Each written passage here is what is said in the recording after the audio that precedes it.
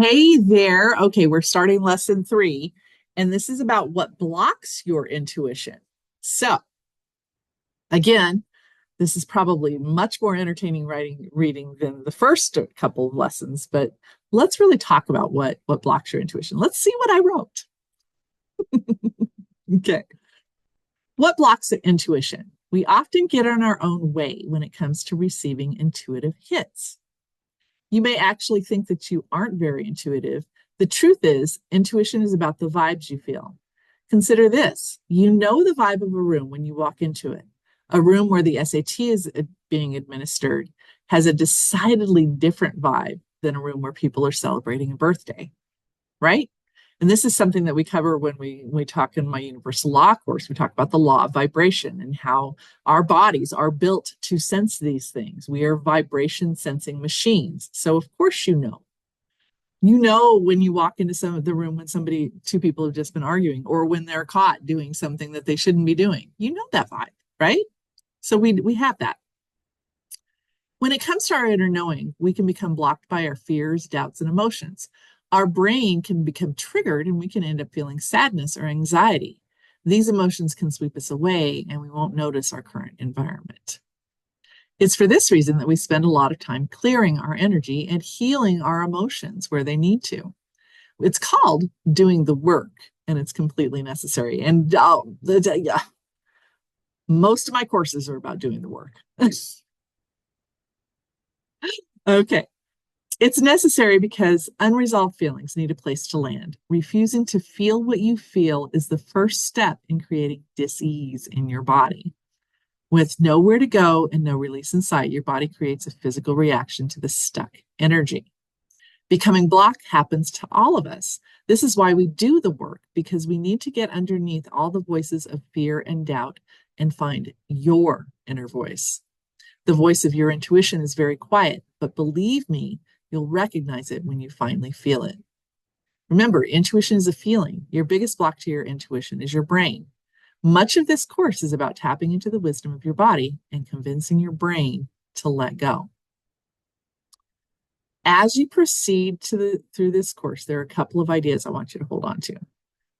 Yeah, I'll come back. The first one is be willing to be wrong. Absolutely. I still yesterday hand on I don't know, what are my rocks, because I love rocks. Um Yesterday I literally said to a client, I could be wrong here. Something's weird going. I don't know what's going on. We're going to make sure the next time I pull a card for you, we'll clear, but I could be wrong, and I'm okay with being wrong, because I know, number one, that when I figure out if I'm wrong, then I know how to tell when I'm right. And that it's really okay. So it's really okay, I promise. And I'm going to tell you why now. Look right down here where it says all of this is practice. It's all practice. Let's break it down for a moment. I want you to be willing to be wrong for a simple reason. It gives you contrast. By adopting a willingness to be wrong, you're giving yourself a break, and you'll learn how it feels when you're right. Just as you had to access your feelings for a yes or no in lesson two, you also need to access your feelings of certainty or doubt in the messages you're receiving. You can't know that unless you're willing to try, which is why you want to practice, practice, practice, and then practice some more. And it really is true. Part of the deal with intuition is certainly there are going to be life or death situations that you may run across one where your body goes, run, and you really need to run, like Doctor Who. But there may be situations where it's just you get it, something's off here a little bit. Maybe could be them. I mean, I literally a couple of weeks ago, I got into a big knockdown, drag out fight with my brother. And I mean, let's face it, I'm 60, he's 77. We got into a fight. But what happened was there was so much going on for him beyond what I was doing. I was the place that it was safe to let out. And I was so caught up in being attacked and having somebody angry at me, especially somebody angry in my family, that I could not tap into the information that there was more going on than I could see until later. because that fear set in, that oh my God, I'm being attacked set in kind of thing. And I wanted to run. I wanted to never speak to him again. But I had to sit with that uncomfortableness until I could get to the place where I was clear enough to understand that there was something else happening besides the thing that was in front of us. So this is why you practice. And this is why you recognize that when you're emotionally charged, it is entirely possible that your intuition is wrong. And so you learn to clear. You learn to get space. You learn to back up. And then you hit it again. So, and that I give you a cute little graphic here. Practice until it becomes boring, and then practice until it becomes beautiful. All of this, life is practice, but this intuition course is practice. This is where you practice, and then you practice more. Okay? So, even as a professional psychic, I'm always willing to be wrong. This is especially true when I have zero context for the person I'm reading.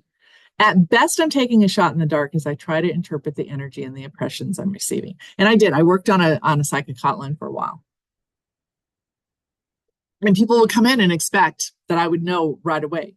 I can't know unless I have context. I can't interpret the signals I'm receiving unless I have context. So I am absolutely willing to be wrong. And I love it when I'm told that I'm right, but I know that I can be wrong.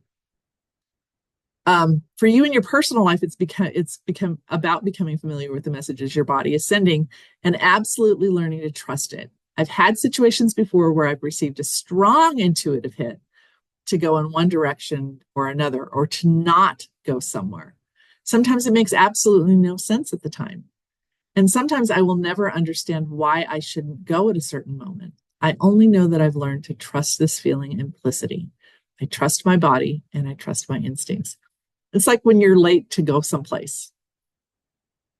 There could be a very good reason on an intuitive, unconscious level as to why you're late. There could be something that you're spared for. How many times have you heard stories of people who, oh, I was late and I missed this disaster? There were countless examples of this on 9/11, where people just didn't go into the office that day and they didn't know why. So it's something that you learn to trust in your body. So yeah, this only became because I had to learn to trust myself. And this, my darling, is the greatest of learning to use your intuition.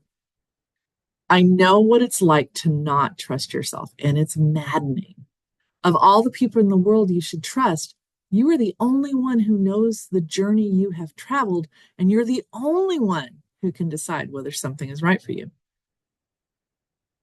Learning to trust your intuition simply opens the way to healing your heart and claiming sovereignty over your life. It really is that. It really, really is that. Now, let me go back here because it feels like there was something I wanted to add besides being too wrong. Oh, the disease. Part of what we learn in the next level course called Divine Connections is really learning to understand your chakra system, your energetic system. And that is where we find that typical emotional feelings rest in certain chakras. And that the chakra system, although it's ancient wisdom, is actually tied to science now, that there are nerve endings in these places, and there are reasons that these things happen. And so that's one of the things, is that as we progress forward in our learning and our knowledge, then the next course in Divine Connections is where we really hone it down to, okay, so you have a disease in your gut. You're having feelings in your gut, it's resulted in intestinal distress, and you're not feeling well there. What's going on emotionally for you that's causing that to happen? Why is that settling there? What issues have you denied yourself for that? And so each chakra is associated with different emotional situations. So that's something that we learn in our next chapter. So yeah, intuition, again, and I don't think I can say this enough, this is part of your healing. This is part of you learning to trust yourself and trusting your inner knowing. And so what the journal exercises ask you then is to Think of times when you have trusted yourself and when you have trusted your gut and it turned out to be right. And let's think about times when you've ignored your intuition and what happened then.